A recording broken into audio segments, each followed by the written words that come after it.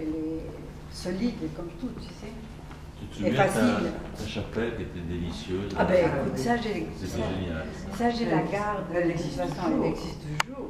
Bon. Et j'ai gardé les sangs, je vous sais dans mes mains. Ciao.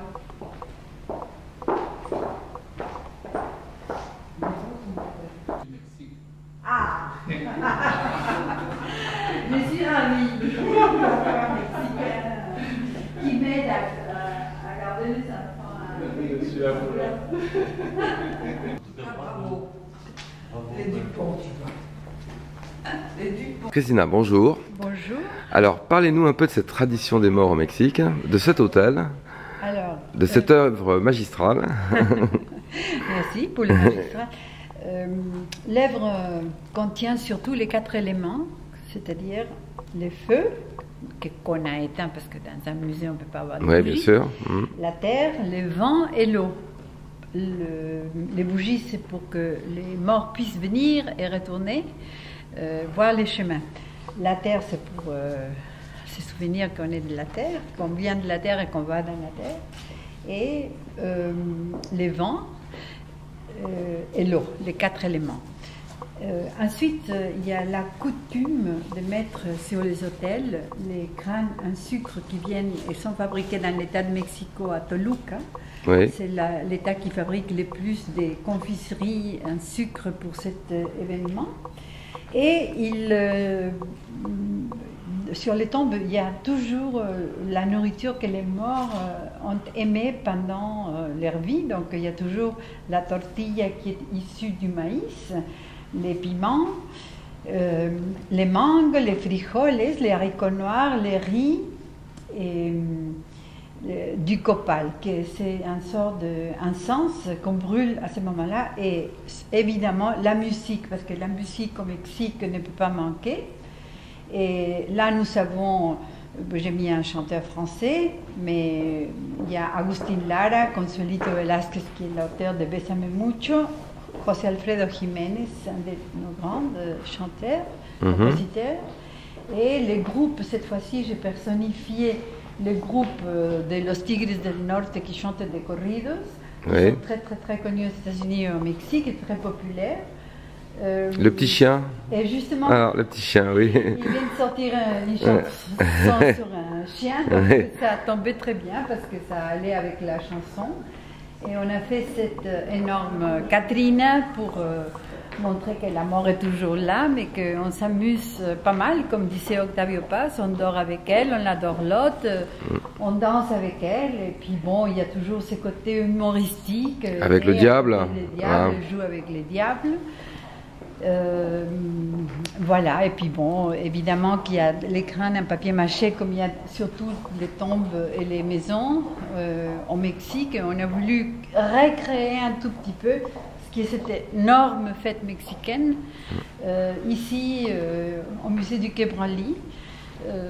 Et faire participer le public. Les enfants font des ateliers des crânes en pâte d'amande, font des ateliers pour les papiers découpés, mais également ils participent spirituellement, si je peux dire, en écrivant des poèmes ou en faisant des dessins, déposant leurs dessins et leurs offrandes pour les êtres chers qui sont partis, et ça permet d'ouvrir l'âme pour les choses qui n'ont pas été dites, et on a recueilli depuis l'année dernière des très belles choses.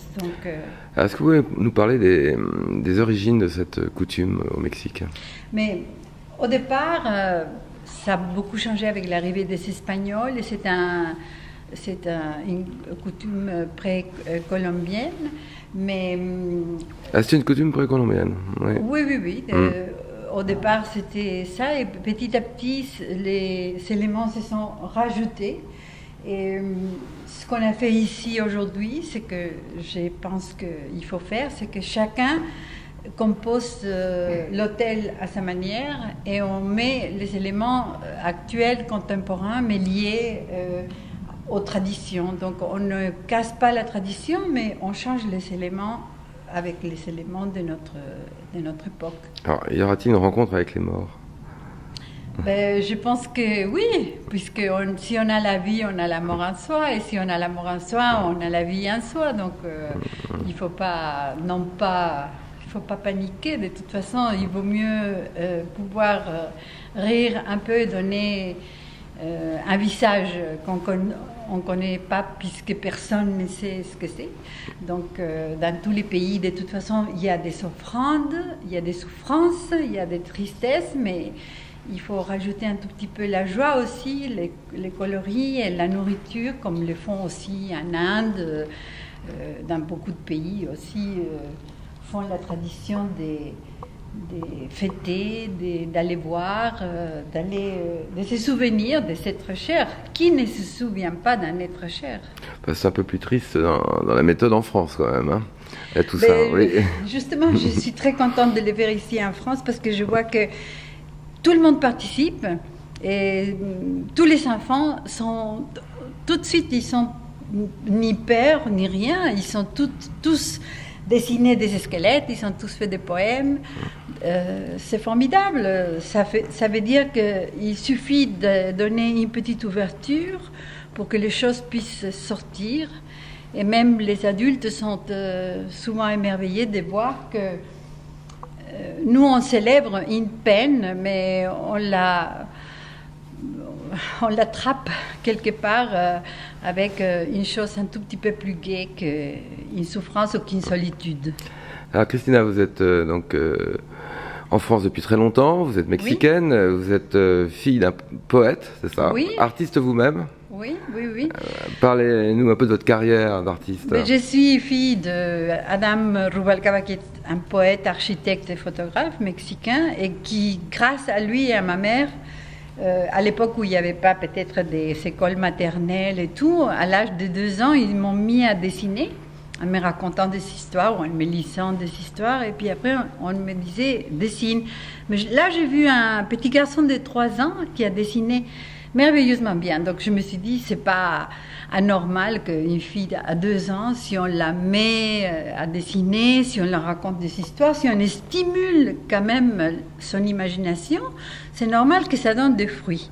Et moi, j'ai eu une chance inouïe d'avoir cette éducation préscolaire, parce que je n'ai rien fait d'autre que dessiner toute ma vie. Même en voyage, même à l'école, toujours, je dessinais, j'ai composé des chansons comme je le fais actuellement aussi. Et donc, ça, c'était aussi simple qu'une éducation familiale avec de la musique, de la littérature et de la peinture. Alors, vous exposez un peu partout? Oui, bien sûr. Oui. Là, j'ai une exposition en Espagne, une autre en Hongrie. Et je viens d'exposer au Mexique et à Ibiza, en Espagne, aux Baléares. Vos prochains projets? Alors, les prochains projets, c'est justement Bésame Mucho, une peinture murale pour Madame Consuelo Velázquez, mais en même temps, j'ai une fresque qui tourne autour du monde en ce moment, qui est sur les souvenirs de la Révolution mexicaine, avec une autre fresque qui réunit 36 chansons du groupe Los Tigres del Norte, que j'aime beaucoup parce qu'ils ont une joie et une façon de communiquer avec le public d'une simplicité, mais en même temps d'une énergie et d'une vitalité extraordinaire. Et j'ai fait une peinture murale aussi pour eux, parce que dans ma vie, j'ai fait pas mal de peintures murales pour des chanteurs qui sont tous déjà au ciel ou aux enfers, je ne sais pas. Mais cette fois-ci, j'ai fait quelque chose pour quelqu'un de vivant, et l'échange a été intéressant de pouvoir partager des choses avec des gens vivants. Merci, Christina, merci. C'est moi qui vous remercie.